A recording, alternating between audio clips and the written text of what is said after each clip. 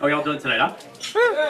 Alright, so against all odds, I'm going to give you the moral up front, okay? What it is this. It's a very difficult economy in this day and age, I totally understand that. You understand that. No matter what the odds are you're getting your certain job, no matter how proud of yourself you might be to get that job, you gotta make sure you would be something you would enjoy. Make sure it's in a place that you would enjoy doing. Here's what happened. This is mid-2000s. I was working full-time as an attorney. I like the law, it's not so bad. I'm doing it part-time now, so we're kind of like going child separation, no pun intended. But in any case, here's what happened. I really wanted a job full-time in the federal government. Now, it's kind of like a non-sexy American Idol competition, getting a job in the federal government. That's basically about the same odds, okay? You'd probably be better off trying to become a popular vocalist or actor or something like that.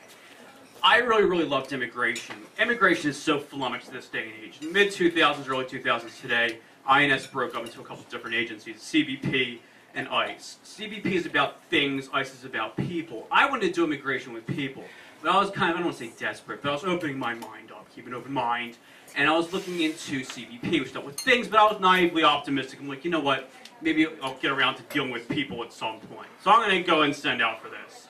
I get the job opportunity interview, mind you. This is down in Texas, okay? Now, there's a lot of nice places in Texas. I don't know if we have anyone from Texas here this evening. Okay, hopefully it's in the right places. Here's the thing. Dallas is really nice. Houston's really nice. Austin's really nice, etc., etc.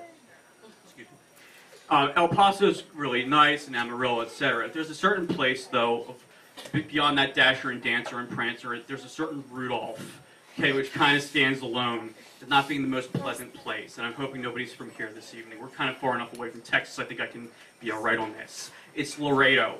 I don't know if we have any Laredans this evening, okay? I went down to Laredo, not even Nuevo Laredo, okay? This was unleaded Laredo, original gangsta Laredo. Okay, I go down there for this interview.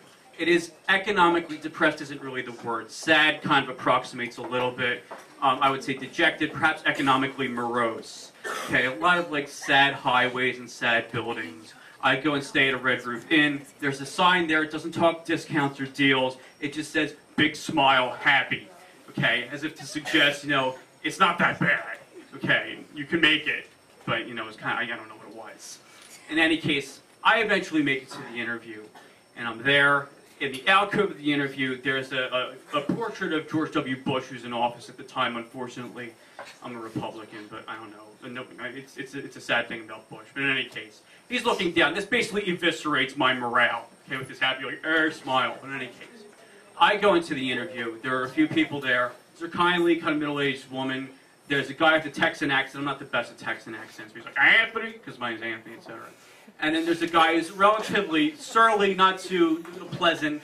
He probably worked at the border. I don't know what he was, so I couldn't place his nationality.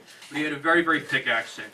One of the earliest questions was, he says to me straight on, he says, what do you think of Laredo? Okay. So, like, I'm like really nervous. I'm not the best interviewer. So I start, I don't know if you guys ever watched any YouTube poops on YouTube. They splice and they kind of stutter different, like, verbiage. So I'm kind of like, it's a community, okay? I might as well start beatboxing at this point, because I'm basically all old school rap at this point. Like, in any case, I answer a few more questions. One of the worst things you can have put to you as a response to your response in an interview is, we don't do that here. Here's what happened. The guy says, Texan guy's like, Anthony, why do you want to work with us? And I'm like, you know, I really like working with people and doing immigration, happy things with green cards, etc. And then he comes around and he's like, we don't do that here. Okay, so the interview kind of goes, I don't remember everything, it was several years ago, it's a blur, I'm trying to put it behind me, yet still cathartically tell it up here. But in any case, eventually, at the end of the interview, the Texan guy says to me, no lie, he says, Anthony, how do you think you did in this interview?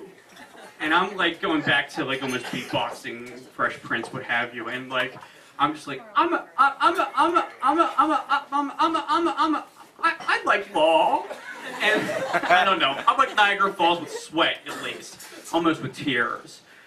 They showed me kindly the way out. We didn't really keep in touch too much. Needless to say, I didn't really get the job, but in a way, it was for the best in terms of the moral of the story because it really wasn't my thing, Laredo, so it kind of ended up working out. The point is that the odds were difficult, But it doesn't necessarily mean if that there's really steep odds, that's going to be something necessarily desirable. And I give props to Texas, and maybe it's just me, maybe it wasn't Laredo, it's just me.